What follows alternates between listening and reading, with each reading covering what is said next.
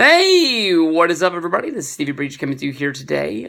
We had a big injury that happened that is going to be one of those things that is earth-shaking to WrestleMania 35. Coming to us from New York was Triple H tore his pectoral muscle. Here we are, 5 months away in my head, away from WrestleMania, give or take. I'm not the best at math. But, we were sort of setting up to have a big match between Triple H and Batista.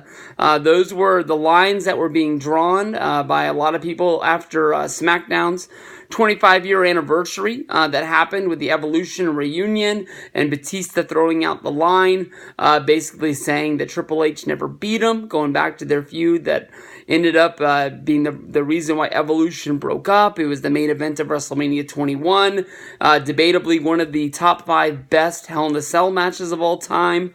But Triple H, at that time and place, was sort of looked at as somebody who held a lot of people down. And he put over Batista 3 pay-per-views in a row. And I don't ever really think he looked to get that win back at any point of his career.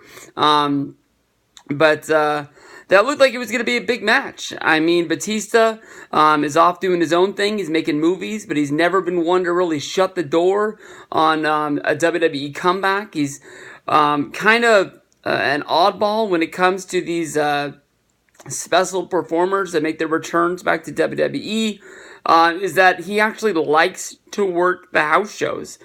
So not only was he going to be a spark to WrestleMania and to Monday Night Raw, bringing in ratings and viewers, he was going to be out working house shows, making towns and making dollars for WWE along the way. I mean, it's not often that you get to put up on coming to your town, a star out of the Marvel movies from the Guardians of the Galaxy is going to be there and wrestling in the main event.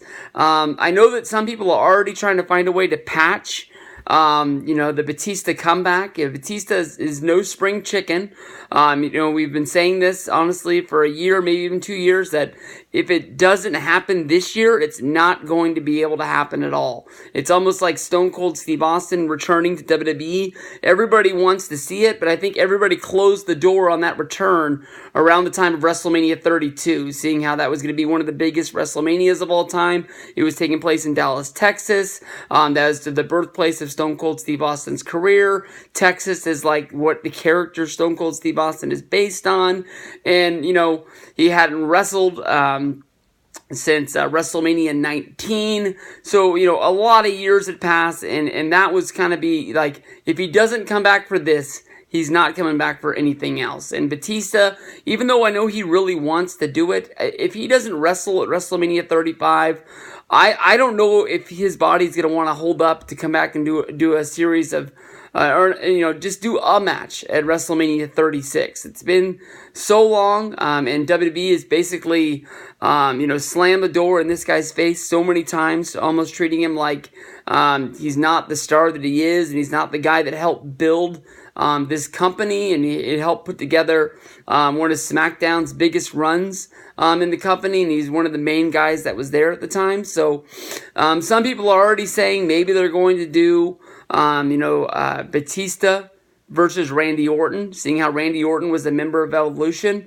I'll honestly tell you the truth. I know that Randy Orton was not on the same brand as Batista for a long time, and that's the reason why you can never really put together them having big singles matches. Having Batista on the show is one thing, and it'd be fun to see him come back. But Batista versus Randy Orton doesn't really have the appeal that's going to make people care about WrestleMania. That's why Daniel Bryan had to get added to the WrestleMania 30 main event. If you go back and you look at that, Randy Orton was the champion at the time. Batista had won the Royal Rumble to main event WrestleMania.